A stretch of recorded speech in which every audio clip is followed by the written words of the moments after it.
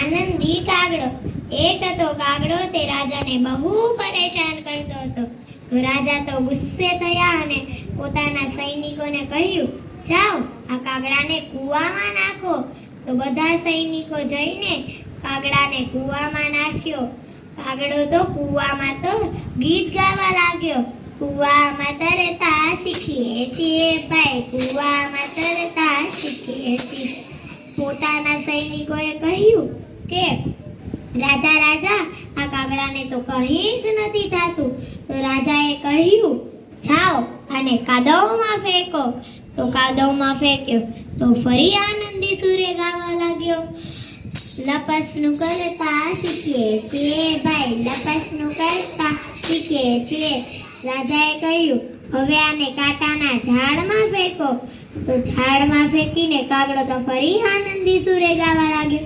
કૂણા કાન વિસાવીએ છીએ ભાઈ, કૂણા કાન વિસાવીએ છીએ. રાજાએ કહ્યું, આને તો કંઈ જ અસર નથી પડતું, ચાલો આનેથી હવે ઊંધું કરીએ. તો રાજાએ કહ્યું, આને કોયલના ટહુકા સંભળાવો.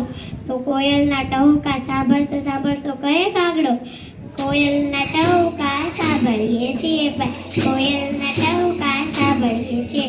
રાજાએ કહ્યું, હવે આને મીઠી ખીર ખવડાવો.